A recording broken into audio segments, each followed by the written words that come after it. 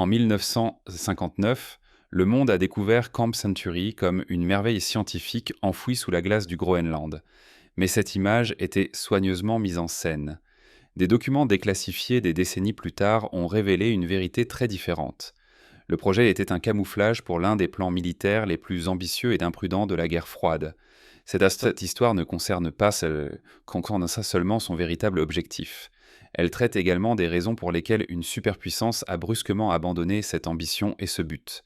Elle aborde aussi pourquoi une superpuissance a soudainement renoncé à cette ambition, laissant derrière elle un héritage mortel qui émerge maintenant de la glace. La merveille sous la glace éternelle. En 1959, dans la nature gelée du Groenland, un immense projet de construction a complètement redéfini ce que la survie humaine au pôle pouvait signifier. C'était la naissance de Camp Century. Dans des conditions normales, les avant-postes arctiques n'étaient guère plus que des grappes de tentes ou des cabanes temporaires préfabriquées où les scientifiques luttaient en Anjanae pour rester au chaud et rationner chaque goutte de combustible de chauffage face à des tempêtes de neige incessantes. La brutalité de l'environnement naturel forçait généralement de tels projets à fonctionner au strict minimum, plaçant la survie au-dessus du confort ou du design. Camp Century, cependant, se tenait en contradiction directe avec cette logique. L'armée américaine n'a pas construit un abri. Elle a créé une ville souterraine entièrement fonctionnelle, taillée à 8 mètres sous la surface de ce qui était considéré comme de la glace permanente. La structure de Camp Century consistait en un système de 20 et un tunnel principaux et secondaires précisément excavés, formant un réseau vivant sans précédent. À l'intérieur de cette coquille gelée se dressaient des rangées de bâtiments préfabriqués parfaitement isolés, offrant toutes les commodités d'une ville américaine moderne. Il y avait des cinémas, une bibliothèque, une chapelle, un salon de coiffure et même des douches chaudes abondantes, un niveau de luxe presque inimaginable dans l'Arctique. Au cœur de l'ensemble du complexe se trouvait le PM-2A, le premier réacteur nucléaire portable au monde, installé directement sur place. Il fournissait une puissance constante et une chaleur continue, éliminant toute dépendance aux convois de diesel dangereux. Camp Century n'était pas caché. Au contraire, il était mis en avant à travers des images couleurs de haute qualité et des campagnes médiatiques étendues. L'armée des États-Unis a invité des journalistes internationaux et même des groupes de scouts à visiter, présentant la base comme un symbole de la science au service de la paix. Chaque détail technique était expliqué ouvertement de la méthode d'excavation des tunnels, connue sous le nom de creusement et de couverture à la gestion des déchets de quotidien. Le public était encouragé à voir le projet comme une étape nécessaire vers la maîtrise des techniques de construction pour de futures missions sur la Lune. Pourtant, c'était précisément ce niveau extraordinaire de complétion et de confort qui révélait une contradiction plus profonde. Une station de recherche climatique ou géologique conventionnelle conçue pour collecter des données à court terme n'a pas besoin d'infrastructures capables de soutenir une vie indépendante pendant des années. Investir dans un réacteur nucléaire et construire une société miniature pour soutenir seulement 200 scientifiques étudiant la glace était une absurdité logistique et économique. La transparence excessive entourant le confort quotidien semblait submerger l'observateur, encourageant l'admiration pour une merveille de l'ingénierie tout en décourageant discrètement les questions sur la nécessité d'une telle permanence. Cette incohérence est devenue encore plus claire lorsque le vaste réseau logistique soutenant Camp Century a été examiné. Une station de recherche polaire typique repose sur des chaînes d'approvisionnement modestes qui livrent nourriture, carburant, médicaments et instruments de mesure délicats, tous compacts et légers pour le transport par avion ou traîneau. Ces flux varient saisonnièrement et restent minimaux, juste assez pour maintenir les observations. Camp Century suivait un modèle complètement différent. Les dossiers de transport montrent l'arrivée constante de convois massifs connus sous le nom de lourdes oscillations. Ce étaient d'énormes tracteurs chenillés rampant à travers les tempêtes de neige tout en transportant des milliers de tonnes de matériaux lourds. La cargaison n'était pas des microscopes ou du matériel de laboratoire, mais des composants en acier renforcés du ciment et surtout des machines de tunneling industriel de grande échelle importées de Suisse. Le volume de matériel livré à ce désert éloigné dépassait de loin ce qui était nécessaire pour loger et soutenir 200 personnes. Il correspondait à l'échelle requise pour le transport stratégique ou l'infrastructure militaire. L'emplacement de Camp Century n'était également pas un hasard lorsqu'on le regardait sur une carte de l'aviation militaire. Il se trouvait directement le long de la trajectoire de vol la plus courte entre Washington et Moscou, une position privilégiée pour la surveillance ou l'interception et une position dont aucun scientifique climatique n'avait vraiment besoin pour la recherche sur les carottes de glace. La présence de lourdes machines de tunneling et l'expansion continue de tunnels auxiliaires non liés à la vie quotidienne montraient que la construction ici n'avait pas pour but de compléter un établissement statique. Ces machines étaient conçues pour creuser de longs espaces tubulaires qui pouvaient être étendus indéfiniment. Une signature des systèmes de transport souterrains plutôt que des laboratoires fixait les données logistiques, exposait un grave décalage entre le couvert de recherche déclaré et la réalité de la construction. Les immenses ressources consacrées à l'excavation continue sous la glace suggéraient que Camp Century n'était pas la destination finale de cette chaîne d'approvisionnement. L'infrastructure en cours de construction n'était pas destinée à accueillir des personnes ou des équipements fixes. Elle semblait conçue pour le mouvement d'objets bien plus grands et plus lourds que des humains, des objets qui devaient rester complètement cachés sous la glace. Des rails menant à l'est. Alors que la façade scientifique de Camp Century était progressivement dépouillée par des anomalies dans sa logistique, une exploration plus profonde de ses niveaux, les plus bas a révélé une caractéristique technique qui ne pouvait être expliquée par un quelconque but civil. Il y avait un système de chemin de fer souterrain.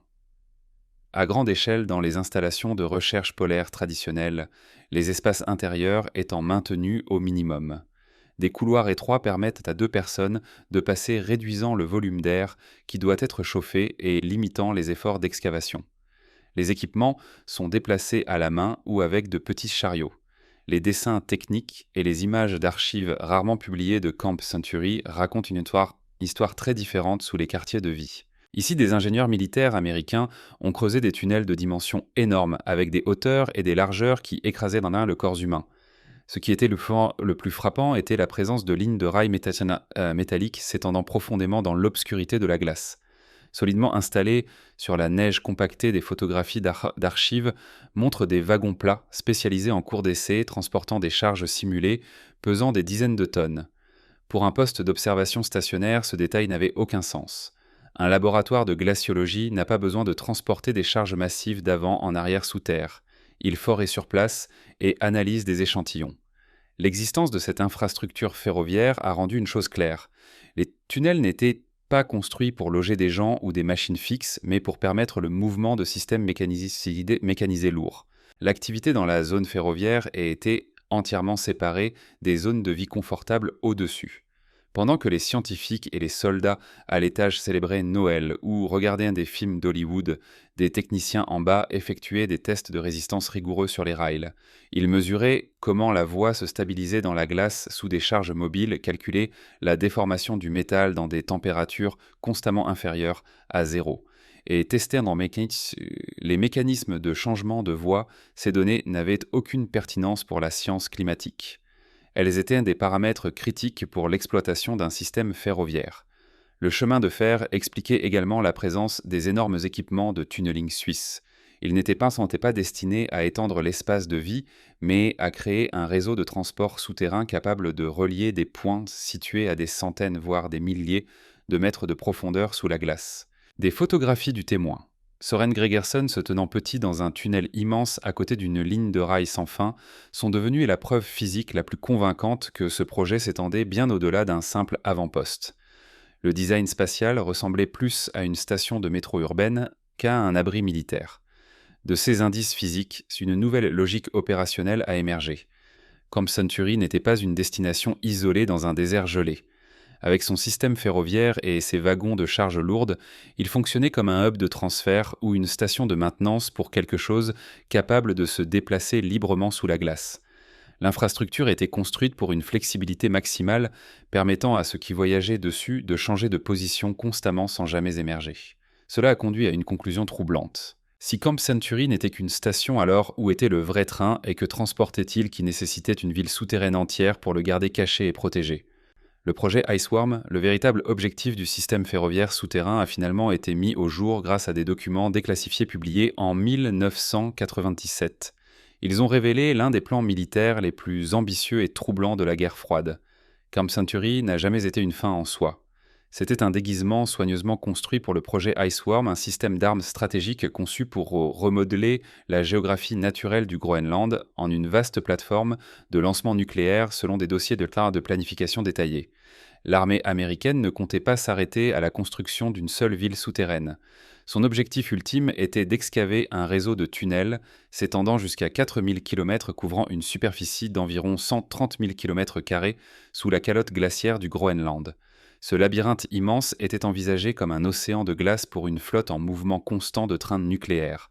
Le plan prévoyait le déploiement de 600 missiles nucléaires de moyenne portée de nouvelle génération, connus sous le nom d'Iceman, une variante modifiée du missile Minuteman, adapté au lancement depuis des wagons de chemin de fer souterrains mobiles. La logique opérationnelle de ce système d'armement reposait sur la dissimulation et la mobilité. Les trains de missiles ne resteraient jamais longtemps à un même endroit. Ils se déplaceraient continuellement à travers le dédale de tunnels, empêchant les services de renseignement soviétiques et les satellites de surveillance de déterminer des coordonnées cibles précises pour une frappe préventive. Dès qu'ils recevaient des ordres de lancement, les trains se rendaient à des points de tir, désignés perçant la glace au-dessus, lançaient leurs missiles à travers le pôle Nord vers des cibles profondes dans le territoire soviétique, puis se relocalisaient immédiatement. C'était la réalisation théorique la plus complète de ce que les stratèges appelaient une capacité de seconde frappe, transformant l'ensemble de l'île du Groenland en un transporteur nucléaire qui ne pouvait pas être coulé. L'ampleur du projet Iceworm était terrifiante non seulement en termes militaires, mais aussi dans sa tromperie géopolitique. Le Danemark, l'autorité souveraine sur le Groenland, maintenait une politique stricte interdisant les armes nucléaires sur son territoire. L'ensemble du plan Iceworm de la construction des tunnels au déploiement prévu de 600 ogives nucléaires a été réalisé sans la connaissance ou le consentement de cet allié. Proches les soldats ingénieurs et scientifiques travaillant à Camp Century, y compris des témoins tels que Sir et Gregerson, étaient en effet des agents d'entretien involontaire d'une machine de l'apocalypse encore à son stade expérimental. Le réacteur nucléaire PM2 a autrefois loué comme un symbole d'énergie pacifique qui réchauffait les chercheurs sous la glace était en réalité un prototype pour les systèmes de puissance destinés à alimenter de futurs trains de missiles. Le confort de Camp Century n'était pas conçu pour le bien-être humain. Il était destiné à prouver qu'un système militaire complexe pouvait fonctionner de manière fiable au sein même de la glace. Les gens étaient secondaires. Les véritables protagonistes de cette ville souterraine étaient des missiles balistiques attendant leur tour sur les rails. Pourtant, l'apparente perfection du projet Iceworm sur le papier dissimulait une faille fatale que les stratèges du Pentagone n'avaient pas anticipée. Tout en étant absorbés par des calculs de trajectoire et de rayons d'explosion, ils ont négligé la variable la plus critique de toute, la nature physique de l'environnement qu'ils cherchaient à militariser. La confiance excessive dans la technologie les a conduits à confondre le calme de la surface de la glace avec la stabilité de la structure en dessous, mettant en mouvement des conséquences qui ne pouvaient pas être inversées. La nature riposte. L'ambition de contrôler la nature au cœur du projet Iceworm a heurté une réalité physique sévère. Un glacier n'est pas une masse statique comme la roche ou le béton. C'est un corps viscoélastique constamment en mouvement. Dans leurs calculs initiaux en 1959, les ingénieurs militaires américains avaient supposé que la glace du Groenland resterait suffisamment stable pour préserver les formes des tunnels pendant des décennies avec un minimum d'entretien. La glace était traitée comme un matériau de construction passif, une coquille éternelle et sécurisée pour des secrets militaires. Des mesures de terrain prises en 1962 ont brisé cette hypothèse. La glace se déplaçait et se déformait bien plus rapidement que même les prévisions les plus optimistes ne l'avaient prévu, entraînée par la gravité et l'immense pression de la neige accumulée au-dessus. L'écoulement du glacier a commencé à exercer des forces compressives implacables sur les espaces creux de Camp Century. Les murs qui étaient autrefois droits ont commencé à se bomber vers l'intérieur. Les plafonds des tunnels s'affaissaient mois après mois. Cette déformation n'était pas soudaine comme un tremblement de terre. C'était un processus lent et écrasant qui ne pouvait pas être arrêté. D'énormes cadres de soutien en acier conçus pour résister à une attaque militaire se pliaient comme du fil doux sous le poids de milliards de tonnes de glace en mouvement. Les sols se déplaçaient. Les rails, la colonne vertébrale du projet Iceworm se tordait jusqu'à devenir inutilisable. Le découpage continu de la glace pour préserver les dimensions des tunnels s'est avéré futile face à la capacité du glacier à refermer ses propres blessures. La nature reprenait progressivement la structure étrangère qui y était intégrée, reconnaissant que l'échec était inévitable. L'armée américaine a ordonné une évacuation complète en 1966. Le projet Iceworm a été officiellement annulé non pas par pression politique ou action ennemie, mais par l'environnement même qu'il avait cherché à exploiter. Lors du retrait précipité, le réacteur nucléaire PM2A, le composant le plus précieux et sensible, a été démonté et retiré. Presque tout le reste a été laissé sur place. Plus de 9200 tonnes de débris de construction de wagons de machines, 200 000 litres de diesel, de grandes quantités de produits chimiques, PCB, hautement toxiques, utilisés dans les peintures et l'isolation et surtout des milliers de mètres cubes d'eau usée radioactive à faible niveau provenant du refroidissement du réacteur ont été abandonnés. Cette décision reposait sur une hypothèse scientifique largement acceptée à l'époque. La neige continuerait de tomber. La glace continuerait de s'épaissir. Camp Century serait enterré pour toujours dans une tombe glacée sûre complètement isolée de la biosphère mondiale. Ils croyaient que leur échec avait été scellé sous la glace éternelle, mais cette croyance était fondée sur les conditions climatiques du XXe siècle. Laisser des milliers de tonnes de matériaux toxiques à l'intérieur d'un glacier en mouvement a silencieusement transformé un projet militaire défaillant en une catastrophe environnementale dormante. L'effondrement des tunnels n'était pas une fin. C'était le début d'un long processus d'incubation, dans lequel des substances dangereuses ne disparaissaient pas, mais attendaient simplement les conditions qui leur permettraient de revenir à la surface. Chapitre 5. Quand la glace fond. Lorsque l'armée des États-Unis s'est retirée de Camp Century en 1966, la décision de laisser toute l'infrastructure derrière elle reposait sur une hypothèse scientifique fondamentale, la stabilité éternelle d'une tombe glacée.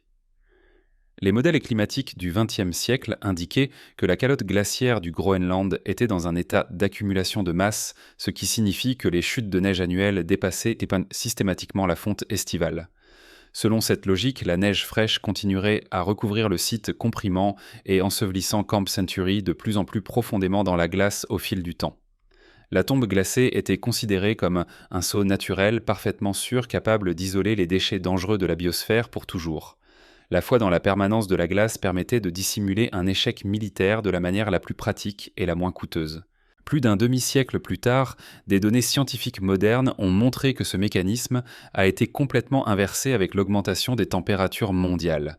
Des scientifiques tels que William Colgan et Horst McCute ont démontré que la calotte glaciaire du Groenland perd maintenant de la masse. La fonte estivale a commencé à dépasser les chutes de neige hivernales. La couche de glace protectrice ne s'épaissit plus. Elle s'amincit à un rythme alarmant. Un système autrefois considéré comme capable de se sceller est devenu un système qui s'excave lui-même au lieu d'enfouir les restes de Camp Century de plus en plus profondément. Le processus de fusion les ramène lentement vers la surface. Cette inversion n'est pas un soulèvement passif de matériel enfoui. L'eau de fonte de la surface s'infiltre vers le bas à travers la glace, creusant des canaux et agissant comme un lubrifiant pour l'écoulement du glacier. Cette haie peut entrer en contact direct avec les zones de déchets de Camp Century. Des analyses prédictives suggèrent qu'une fois que l'eau de fonte dissout 200 000 litres de diesel et de produits chimiques PCB toxiques, elle peut former un panache de contamination qui migre invisiblement le long du flux naturel du glacier vers la côte. Encore plus préoccupant, les eaux usées radioactives à faible niveau, autrefois supposées être diluées et congelées en toute sécurité, risquent maintenant d'être libérées dans l'écosystème marin arctique. Où pourraient-elles entrer dans la chaîne alimentaire mondiale ? La prise de conscience de cette menace émergente a produit une réponse politique et scientifique conflictuelle au lieu d'un effort international coordonné pour évaluer et traiter le danger. Les parties impliquées sont tombées dans une paralysie de responsabilité. Le gouvernement des États-Unis a soutenu que l'accord de base de 1951 avec le Danemark permettait l'abandon des installations après usage. Le Danemark, pour sa part, occupe une position inconfortable. Reconnaître la responsabilité de nettoyage signifierait également admettre un échec à contrôler l'activité militaire sur son propre territoire, ce qui a conduit à une impasse diplomatique ayant des conséquences directes sur la recherche scientifique. Les expéditions modernes envoyées dans la région de Camp Century, malgré leur équipement technologique avancé, fonctionnent sous des limitations strictes. Elles sont autorisées à utiliser des radars pour cartographier les structures enfouies et à forer des carottes de glace à proximité, mais il leur est strictement interdit de forer dans les zones de déchets elles-mêmes. Les données les plus critiques sur les niveaux de contamination réels et les taux de fuite restent inaccessibles. Les scientifiques savent qu'une bombe à retardement tic-tac sous la glace, pourtant on leur refuse l'accès pour inspecter son déclencheur. Le silence gouvernemental et le contrôle de l'information ont transformé Camp Century d'un secret militaire du passé en une zone d'exclusion scientifique du présent. Chapitre 6. Un héritage oublié. L'histoire de Camp Century a commencé par une question fondamentale. Était-ce une merveille scientifique ou un déguisement militaire? Après avoir rassemblé les preuves du confort peu plausible d'une ville souterraine à son vaste réseau logistique de l'existence d'un système ferroviaire caché aux documents déclassifiés sur le projet Iceworm, la réponse devient impossible à nier. Camp Century n'était pas un pas en avant pour la science au service de la paix. C'était un acte de tromperie géopolitique à grande échelle, un monument à l'orgueil humain et à l'ère nucléaire. Pourtant, son véritable héritage ne réside pas dans la tromperie passée, mais dans les conséquences physiques qui émergent maintenant dans le présent et le futur. Le premier héritage de Camp Century est une leçon sur l'échec de la technologie lorsqu'elle est confrontée à la puissance de la nature. Le projet Iceworm, malgré toute son ingénierie militaire méticuleuse, s'est effondré non pas à cause d'une erreur humaine, mais en raison d'une compréhension fondamentale de la force même qu'il cherchait à contrôler le glacier. Les Crêtes et les stratèges ont traité la glace comme une plateforme statique, un allié passif. En réalité, c'est un système dynamique en mouvement constant. Cet échec révèle les limites de l'ambition humaine lorsque des systèmes naturels complexes sont transformés en instruments de guerre. La nature n'est pas une scène de conflit, et elle répondra toujours à l'intrusion de manière qui défie toute prédiction. Le deuxième héritage et le plus dangereux est une bombe à retardement environnemental laissant des milliers de tonnes de déchets toxiques sous la glace. Basé sur la confiance dans la stabilité climatique, il a créé un lien causal direct entre les calculs de la guerre froide et la crise écologique du XXIe siècle. Le réchauffement climatique, un résultat imprévu par les planificateurs militaires des années 1960, est devenu le détonateur. L'héritage toxique de Camp Century montre que les actions entreprises dans le passé ne sont jamais vraiment enterrées. Elles attendent simplement des conditions changeantes pour refaire surface. Le dernier héritage de Camp Century est une impasse de responsabilité.